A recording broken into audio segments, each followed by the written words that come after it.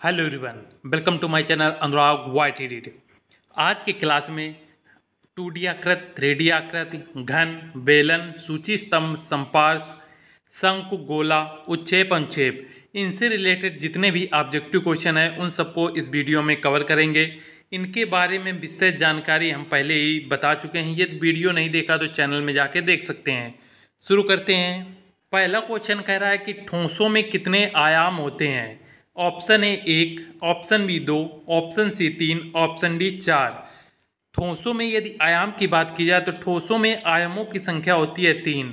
ठोसों में 3 आयाम होते हैं। आप इस प्रकार से याद रख सकते हैं कि जो 3D आकृति होती हैं, 3D आकृति में 3 आयाम होते हैं और जो 2D आकृति होती हैं, जितने भी 2D आकृति मिलेंगी उनमें सिर्फ 2 ही आयाम होते हैं। तो ठोस में कितने आयाम होंगे? ठोस में आयामों की संख्या होती है 3। नेक्स्ट क्वेश्चन है, किसी संपार्श के सिरे यदि वर्ग हैं तो वो होता है। ऑप्शन ए आयताकार संपार्श, ऑप्शन बी वर्गाकार संपार्श, ऑप्शन सी पंचभुजाकार संपार्श, ऑप्शन डी त्रिभुजाकार संपार्श। संपार्श के बारे में बहुत ही अच्छे से हमने समझा चुके हैं। संपार्श जो होते हैं उनकी ऊपरी आकृति जैसे होती है वैसे ही इनकी निचली आकृति भी होगी।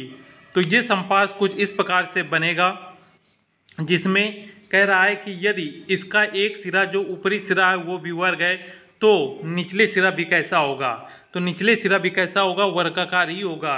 तो राइट आंसर हो जाएगा, किसी संपार्श के सिरे यदि वर्ग हैं तो वो एक वर्गाकार संपार्श कहलाता है। इसमें आपको याद रखना होता है, संपार्श की जो पहचान की जाती है वो उसके ऊपरी या निचली सिरे से की जाती है उसके, क्योंकि दोनों ही ये सिरे कैसे होते हैं? समान होते हैं। यदि मान लीजिए यदि ऊपरी सिरा इस प्रकार से है अर्थात त्रिभुजाकार बना हुआ है तो निचली सिरा भी कैसा होगा? त्रिभुजाकार होगा। तो इसे हम क्या बोलेंगे? इसे हम त्रिभुजाकार संपार्श कहेंगे। नेक्स्ट क्वेश्चन है, उस ठोस को क्या कहते हैं जिसके 2 सिरे होते हैं? ऑप्शन ए संपार्श, ऑप्शन बी सूची स्तंभ, ऑप्शन सी शंकु, ऑप्शन डी गोला।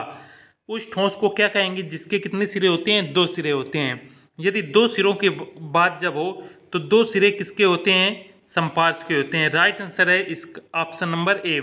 संपार्श जो होता है यदि इसका ऊपरी सिरा यदि त्रिभुजाकार है तो निचली सिरा भी कैसा होगा? त्रिभुजाकार होगा। अर्थात दोनों सिरे कैसे होते हैं? संपार्श होते हैं। यदि एक सिरे पूछता कि उस ठोस को क्या कहते हैं जिसके एक सिरा होता है, तो यदि सूची स्तंभ की बात की जाए तो सूची स्तंभ कुछ इस प्रकार से बनता है तथा इसका जो निचला सिरा होता है उसी के आधार पर इसका नामकरण होता है। जैसे ये वर्गाकार इसका निचले सिरा बना हुआ है तो इसे हम क्या कहेंगे? वर्गाकार सूची स्तंभ कहेंगे। तथा सूची स्तंभ में ये जो नोक होती है इसे हम क्या कहते हैं? इसे हम शिरोबिंदु कहते हैं। नेक्स्ट क्वेश्चन है, किसी संपार्श के दोनों सिरों के केंद्रों को मिलाने वाली रेखा को क्या कहते हैं? ऑप्शन ए लंबी भुजा, ऑप्शन बी अक्ष, ऑप्शन सी लंबी रेखा, ऑप्शन डी सिरे की भुजा। तो किसी संपार्श के दोनों सिरों के केंद्रों को मिलाने वाली रेखा को अक्ष कहते हैं। राइट आंसर है ऑप्शन नंबर बी।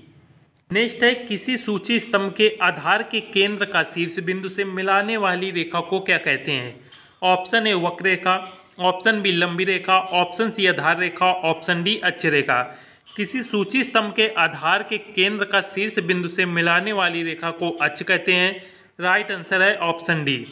सूची स्तंभ और संपार्श के बारे में विस्तृत जानकारी वीडियो में बता चुके हैं। यदि वीडियो नहीं देखा तो आप चैनल में जाके देख सकते हैं। नेक्स्ट है, जिस रेखा पर दोनों समतल एक दूसरे को काटते हैं उसे क्या कहते हैं? ऑप्शन ए सीमा रेखा, ऑप्शन बी आधार रेखा, ऑप्शन सी प्रच्छेदक रेखा तथा ऑप्शन डी काल्पनिक रेखा। जिस रेखा पर दोनों समतल एक दूसरे को काटते हैं उसे हम प्रच्छेदक रेखा कहते हैं। राइट आंसर है ऑप्शन नंबर सी। नेक्स्ट है, त्रिभुजाकार संपार्श के दोनों सिरे क्या होते हैं? ऑप्शन ए पंचभुज, ऑप्शन बी वर्ग, ऑप्शन सी त्रिभुज, ऑप्शन डी वृत्त। यहाँ पे बात की गई त्रिभुजाकार संपार्श की, और संपार्श हम अच्छे से जानते हैं कि संपार्श की पहचान उसके सिरे के अनुसार होता है। इसमें जब त्रिभुजाकार संपार्श बोला गया है तो जो उसके दोनों सिरे होंगे वो भी कैसे होंगे? त्रिभुजाकार ही होंगे। इसलिए इस क्वेश्चन का राइट आंसर होगा ऑप्शन नंबर सी। त्रिभुजाकार संपार्श के दोनों सिरे त्रिभुज के आकार के ही होंगे। नेक्स्ट है, सूची स्तंभ के सभी फलकों के शीर्ष कौन से बिंदु पर मिलते हैं? ऑप्शन ए शिरोबिंदु, ऑप्शन बी केंद्र बिंदु, ऑप्शन सी आधार बिंदु तथा ऑप्शन डी फलक का किनारा। सूची स्तंभ के जो फलकों के शीर्ष होते हैं वो जिस बिंदु पर मिलते हैं उसका एक नया नाम होता है जिसे हम शिरोबिंदु के नाम से जानते हैं।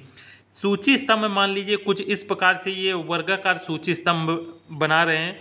ये वर्गाकार सूची स्तंभ है और इसके जो फलक होते हैं ये यहाँ पे शीर्ष पे आके मिलते हैं। तो ये जो बिंदु होता है इसे हम शिरोबिंदु के नाम से जानते हैं।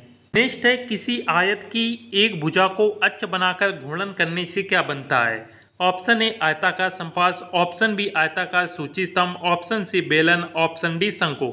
जब हम ये हमारा हो गया आयत की एक भुजा को अक्ष बनाकर जब हम घुमाते हैं उसे, ये मान लीजिए आयत की एक भुजा हो गई, इसे हम जब घुमाएंगे तो कुछ इस प्रकार से हमें आकृति प्राप्त होगी। तो इससे जो बनता है ये इस प्रकार से बेलन का आकार का हमें प्राप्त होता है। तो आयत की एक भुजा को अक्ष बनाकर घुमाने पे हमें बेलन प्राप्त होता है। राइट आंसर हो जाएगा ऑप्शन नंबर सी। नेक्स्ट है, एक समकोण त्रिभुज की लंब भुजा को अक्ष बनाकर घूर्णन करने से क्या बनता है। ऑप्शन ए त्रिभुजाकार सूची स्तंभ, ऑप्शन बी गोला, ऑप्शन सी बेलन, ऑप्शन डी शंकु। समकोण त्रिभुज की लंब भुजा को जब अक्ष बनाकर हम घुमाते हैं तो हमें शंकु प्राप्त होता है और शंकु जो आकृति होती है वो कुछ इस प्रकार से होती है। तो याद रखना कि समकोण त्रिभुज की लंब भुजा को जब अक्ष बनाकर हम घुमाते हैं तो हमें शंकु प्राप्त होता है। नेक्स्ट है, सूची स्तंभ के पार्श्वों का आकार क्या होता है। ऑप्शन ए चतुर्भुज, ऑप्शन बी बहुभुज, ऑप्शन सी आयत, ऑप्शन डी त्रिभुज। सूची स्तंभ के जो पार्श्वों का आकार होता है वो त्रिभुज के आकार का होता है। ये जो सूची स्तंभ होता है कुछ इस प्रकार से बनता है। यदि वर्गाकार सूची स्तंभ बनाया जाए तो ऐसे बनेगा। तो इसके जो ये पार्श्व का आकार होता है ये कैसा होता है, त्रिभुजाकार होता है। इसके प्रत्येक फलक ऐसे क्या होंगे, त्रिभुज के आकार के बनेंगे। तो याद रखना सूची स्तंभ के जो पार्श्वों का आकार होता है वो त्रिभुजाकार होता है। नेक्स्ट है, संपार्श के पास का आकार होता है। ऑप्शन ए आयत, ऑप्शन बी त्रिभुज, ऑप्शन सी पंचभुज, ऑप्शन डी अष्टभुज। संपार्श के पास का आकार आयताकार होता है। राइट आंसर है ऑप्शन नंबर ए। यदि संपार्श बनाया जाए त्रिभुजाकार, यदि संपार्श की रचना की जाए कुछ इस प्रकार से, तो यहाँ पे जो इस प्रकार से ये बनेगा तो आप देख सकते हैं ये क्या बनता है। यहाँ पे इस प्रकार से एक आयत का निर्माण ये होता है। तो संपार्श के जो पार्श्व होते हैं वो आयताकार होते हैं। और सूची स्तंभ के यदि पार्श्व की बात की जाए, सूची स्तंभ के पार्श्व कैसे होते हैं, त्रिभुज के आकार के होते हैं। नेक्स्ट है, यदि वर्गाकार संपार्श्व में 4 शीर्ष हैं तो घन में कितने पार्श्व होते हैं। Option A 2, option B 4, option C 6, option D 8। वर्गाकार संपार्श्व में यदि 4 पार्श्व हैं, पार्श्व का अर्थ होता है फलक, तथा घन में कितने पार्श्व होंगे, तो घन में जितने पार्श्व होंगे उस राइट आंसर है 6। वर्गाकार संपार्श्व में 4 शीर्ष हैं तो उसके घन में 6 पार्श्व होते हैं। राइट आंसर है ऑप्शन नंबर सी। नेक्स्ट है, यदि ईंट एक ठोस है तो फुटबॉल कौन सी आकृति है। ऑप्शन ए खोखली, ऑप्शन बी ठोस, ऑप्शन सी गोलाकृति, ऑप्शन डी घनाकृति।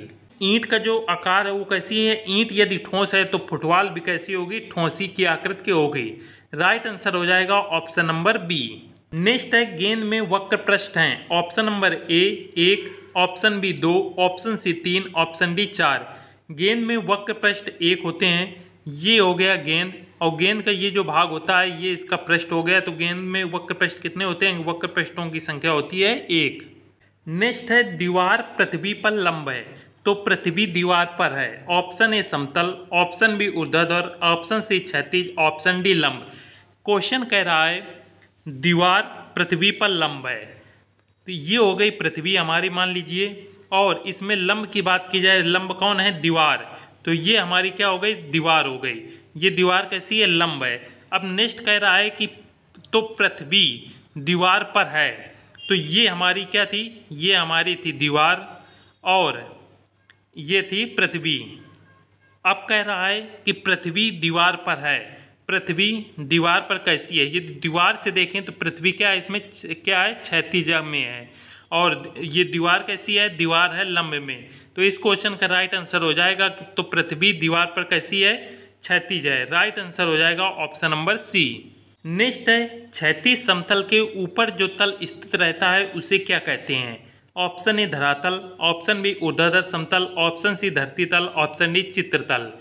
क्षैतिज समतल के ऊपर जो तल स्थित होता है उसे हम ऊर्ध्वाधर समतल कहते हैं। ये मान लीजिए ये हमारा क्षैतिज समतल हो गया, और इस क्षैतिज समतल के जो ऊपर तल होता है अर्थात इधर जो तल बनता है इसे हम क्या कहते हैं, इसे हम ऊर्ध्वाधर समतल कहते हैं।